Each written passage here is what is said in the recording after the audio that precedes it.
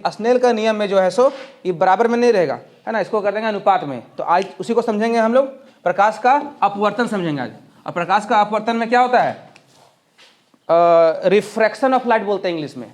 प्रकाश का अपवर्तन में क्या होता है कि किरण यानी कि रोशनी एक माध्यम से आती है और वो कांच का स्लेब हो सकता है, चाहे मान लो कि ये हमारे पास कांच का स्लेब है ना, मतलब ये ग्लास है, शीशा है, तो यहाँ से आएगा लाइट और ये जो है सो ऊपर नहीं भी जाएगा, वो उसी में घुस जाएगा। चाहे वो आपका पानी भी हो सकता है, नदी चाहे तालाब में देखते हो अगर सूरज का रोशनी आता है जब वो पड़ता है, चाहे उसमें तुम टॉर्च मारोगे तो रोशनी पड़ेगा तो क्या होगा, वो पानी के अंदर जो समाएगा तो वो सीधा नीचे समाएगा, थोड़ा सा वो कर्व हो जाएगा, थोड़ा तिरछा हो जाएगा। पढ़े थे ना।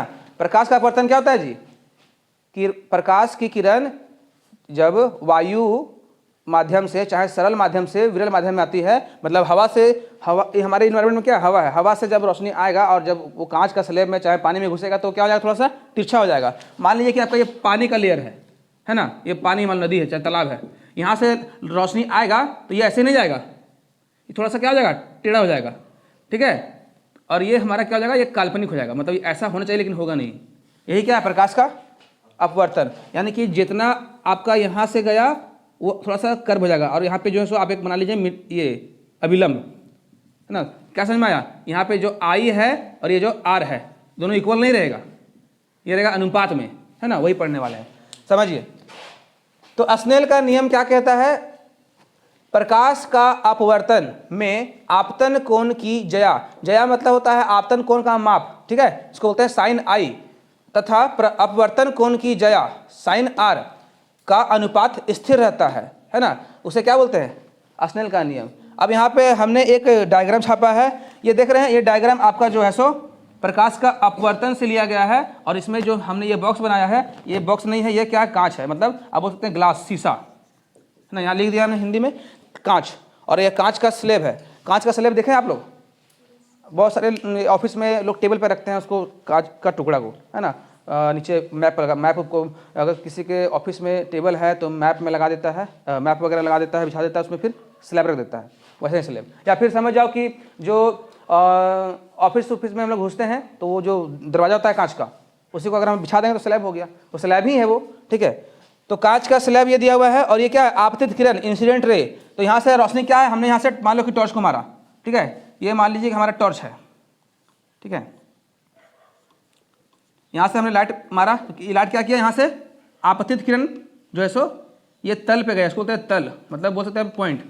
तो आपतित किरण यहाँ से जाने के बाद इसमें परावर्तित नहीं होती है, अपवर्तित होती है। परावर्तन का नियम दूसरा है, ये अपवर्तन का नियम है। तो आपतित किरण यहाँ पे जो है ना आपका, ये अपवर्तित किरण हो गया, लेकिन ये काल्पनिक हुआ, इसको जाना चाहिए सीधा, लेकिन जा कहाँ रहा है, थोड़ा सा बेंट हो गया, थोड़ा झुक गया। आपका देख रहे हैं कि ये लाइन कैसे हो गया, थोड़ा झुक गया, किधर, बायां, और इसको जाना चाहिए था कहाँ, दायां। तो इसी को बोलते हैं अपवर्तन का नियम। यहाँ से ये लाइट गया और ये बायां और झुक गया। और ये जो होता है, ये होता है आपका नॉर्मल बोलते हैं इंग्लिश में, और हिंदी में अभिलंब। तो अभिलंब से हम लोग मिलाते हैं कोण का माप। तो अभिलंब में मान लीजिए कि ये आई जो है सो 60 डिग्री है, क्या डिग्री है, और आर जो है सो ये साइन आर जो है सो ये है सो क्या हो गया, इसका हाफ हो गया 30 डिग्री, मतलब इससे हमेशा कम ही रहेगा ये, ठीक है, हाफ हो जाएगा। तो ये क्या होता है, इसी को बोलते हैं स्थिरांक, मतलब स्थिर रहता है, ठीक है, और ये अनुपात में ले लेगा। तो इसको हमने लिखेंगे कैसे, तो हमने इसको यहाँ लिखा है इस तरह से, इसको बोला जाता है स्थिरांक। स्थिरांक को इंग्लिश से बोलते हैं म्यू, ये म्यू का साइन है, ये साइन किसका है, तो स्थिरांक बराबर साइन आई बटे साइन आर, ये दोनों का क्या है, साइन आई और साइन आर, मतलब आपतित किरण और अपवर्तित किरण क्या हो गया, अनुपात में हो गया। क्या चीज में हो गया, अनुपात में। तो हम लोग इसको एक क्वेश्चन से समझेंगे,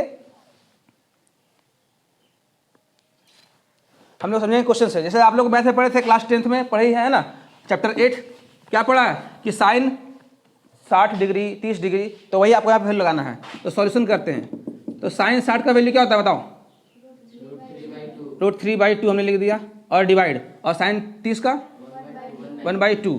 तो देखो इसका ये हर में 2 है, इसका भी हर में 2 है, 2 कैंसिल हो गया, इसका आंसर क्या आया, √3। तो हम बोल सकते हैं कि इस सिचुएशन में 60 डिग्री का आपतित किरण अपवर्तित होकर 30 डिग्री हो गया। तो इसका जो स्थिरांक बना क्या बना, √3, क्या बना, स्थिरांक।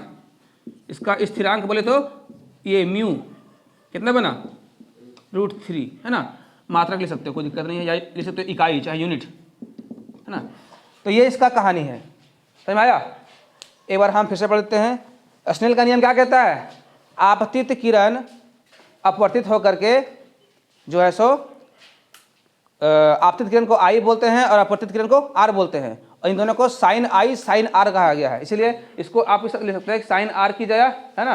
ये आपतन कौन को बोलते हैं, इंसिडेंट रे, तो ये हो गया I की जगह, यानी I लगा दिए, और अपवर्तित होकर क्या वो चला गया ये R, रिफ्लेक्टेड। पता है ये I और R क्या चीज है, सो I मतलब हो गया इंसिडेंट रे, I मतलब इंसिडेंट, और R मतलब रिफ्रैक्टेड। मतलब ये रिफ्लेक्शन नहीं है, ये रिफ्रैक्शन है।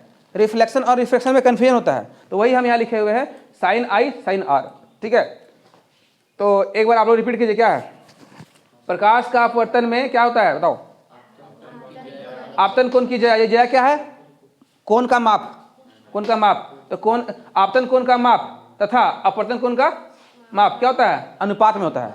इसलिए है ना हमने यहाँ लिखा ये 60 डिग्री है और 30 डिग्री, तो लिखेंगे अनुपात में। अनुपात लिखते हैं क्या चीज में, बट्टा में, है ना, फ्रैक्शन में। तो ये लिखे ना हम लोग, ये क्वेश्चन बन गया आपका। अगर हम यहाँ पे कर देंगे साइन 40 डिग्री, इसको करना पड़ेगा साइन 30 डिग्री, 20 डिग्री, है ना, यानी इसका हाफ होगा। तो हमने इसको 60 से एग्जाम्पल दिया क्योंकि हम लोग जानते हैं इसका रूट निकालने के लिए बढ़िया से, है ना। समझ में आया सबको, चलिए ठीक है, थैंक यू सबको। समझ में आया तो चैनल को सब्सक्राइब कर लीजिएगा, वीडियो को लाइक कर दीजिएगा और अपने दोस्तों में शेयर कर लीजिएगा। चलो।